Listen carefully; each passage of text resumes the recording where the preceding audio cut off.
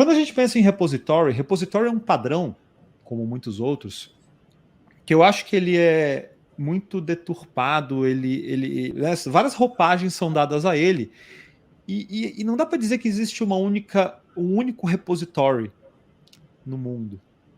Você tem diversos ORMs, né, Wesley, que chamam de repository, não chamam? Tem lá um generic repository no Hibernate. Todo mundo que usa ORM já viu esse termo, né? Agora, isso é o repositório do Domain Driven Design? Não é. Não é, porque no DDD o repository ele lida com aggregates. A granularidade dele é orientada a aggregate. E isso é um componente importante.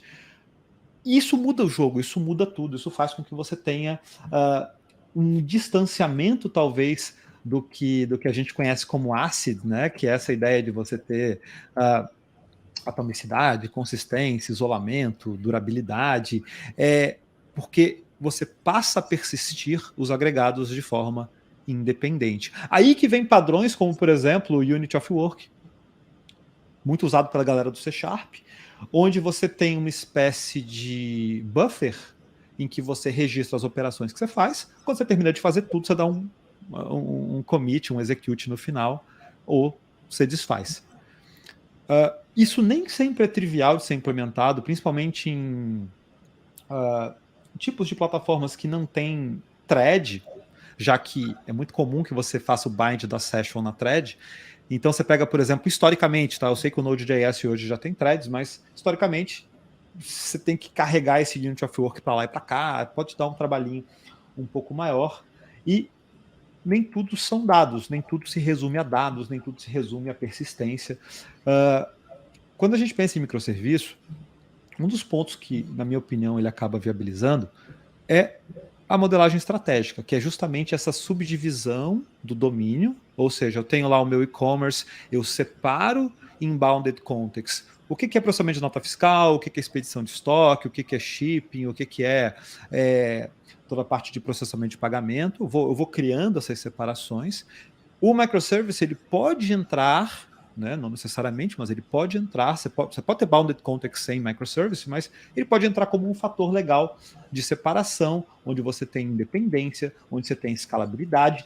Vale lembrar que a independência é uma coisa que nem sempre a gente vê, né, Wesley, quando você pensa em microserviço, porque tem muito microserviço hoje acoplado pra caramba. É um monolito distribuído. Um monolito distribuído, exatamente. Tem até microlitos.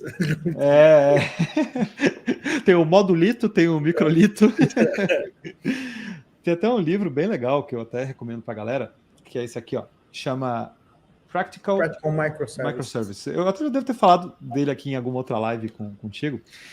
E o autor ele fala logo no início já que a pior coisa que você pode fazer é partir para microserviço, só que fazer tudo de forma síncrona, fazendo requisições HTTP de um lado para o outro.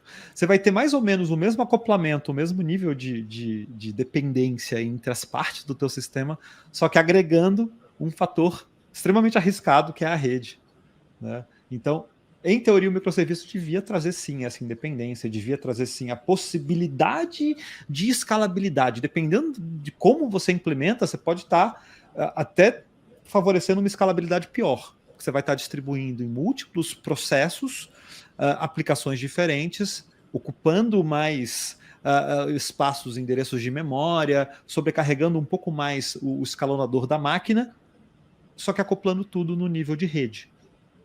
Entendeu que o overhead pode ser maior? Sem nenhuma escalabilidade percebida. Escalabilidade não é você poder fazer deploy de forma independente.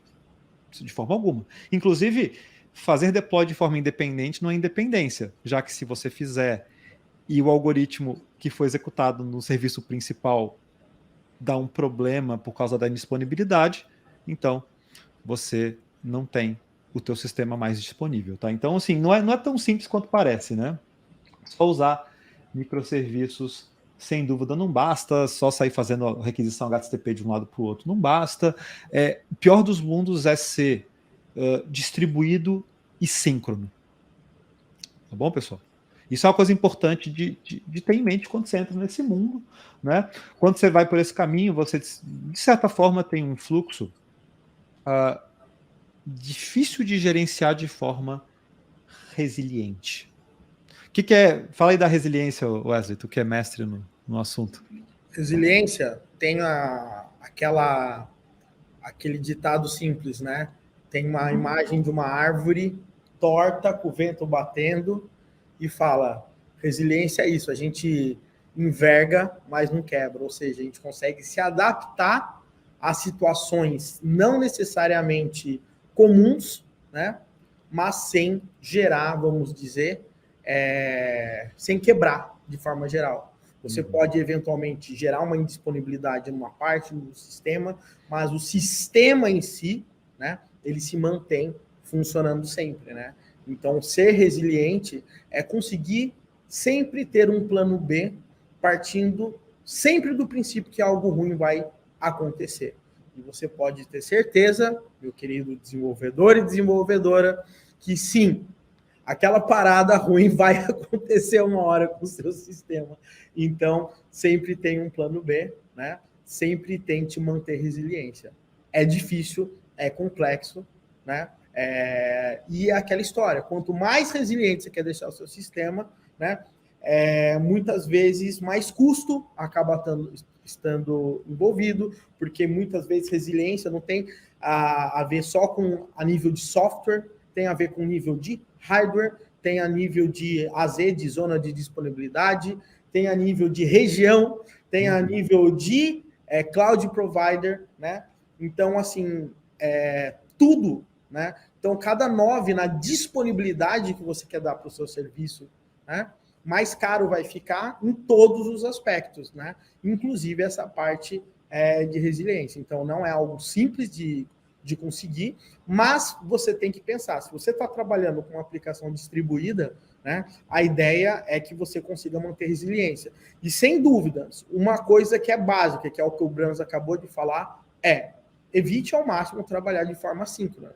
Se tem uma forma que faz você conseguir ter problema de resiliência, é a forma síncrona. O sistema estava indisponível, o outro estava subindo, estava fazendo deploy, perdeu a transação, acabou a brincadeira, vai todo mundo embora chorando. É mais ou menos isso. E esse slide ele até reflete muito, né, essa ideia do castelo de cartas, né?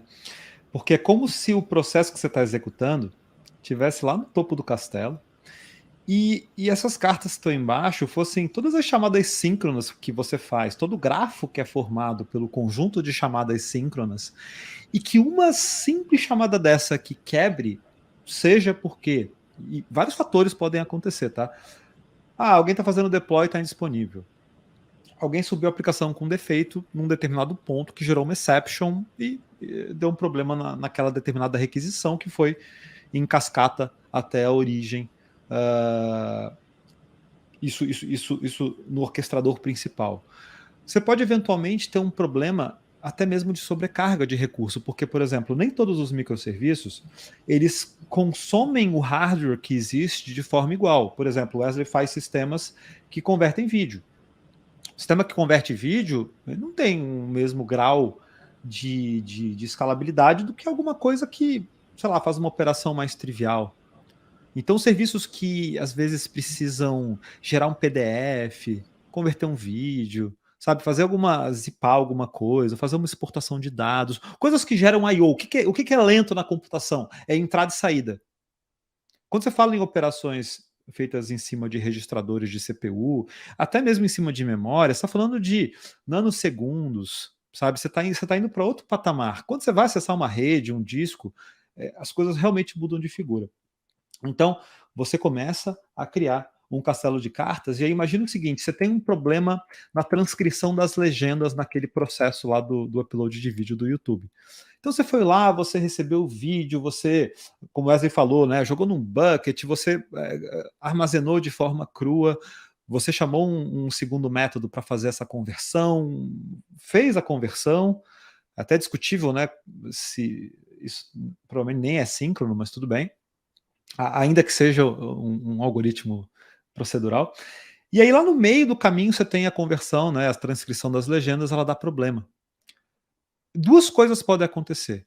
Você pode ter programado de uma forma em que você aborta o fluxo de execução, o que é meio frustrante para quem está usando o teu sistema, porque pô, você ficou um tempão lá esperando um vídeo subir. Você gastou um monte de recurso convertendo esse vídeo. Aí dá um simples problema na transcrição de legenda, você vai lá, joga tudo fora e acabou, então você tem uma interrupção no serviço. Esse é um problema. Outro problema é, ignora. Isso é o que acho que muitos sistemas fazem, tá? Se eu fosse chutar aqui, eu acho que é o que a maioria faz. Tem um processo no meio lá que é emitir nota fiscal depois que você faz uma venda. A prefeitura estava fora do ar, então ignora, sei lá, deixa quieto. O que vai acontecer? Vai começar a ter um furo contábil e vai ser aberta uma atividade lá para a tua equipe dizendo assim, tem um problema aí que está meio inconsistente a emissão de nota fiscal de diversas compras. Aí você vai ter que alocar uma pessoa pela ir na base de dados, descobrir quais registros de nota não existem para determinados pedidos, varrer os pedidos, restaurar as compras, manualmente fazer um batch para gerar as notas fiscais. Tá vendo o rolo que isso gera? E isso pode acontecer literalmente com tudo. Eu tenho um processo de matrícula de um aluno e lá no meio eu crio um usuário para ele. Aí o sistema que gera o usuário está fora do ar e eu ignoro. Quando o cara vai acessar o sistema, ele vai abrir um chamado dizendo que não existe, alguém vai ter que sentar, criar esse usuário manualmente e assim sucessivamente. Né? Então esses problemas, eles das duas uma, ou gera interrupção ou gera algo que vai ter que ser corrigido depois e você pode pegar qualquer domínios complexos, vai acontecer sempre. Tá?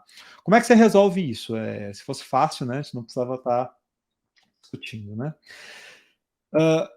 Uma das formas que você tem para fazer isso, entendendo que você tem um sistema complexo, você tem uma equipe grande, você tem uma grande quantidade de clientes, você tem um número grande de servidores, você tomou a decisão de distribuir isso, é difícil você fugir de algo que é registrar os fatos que acontecem nesses domínios, seja ele qual for, e aí você reage a eles.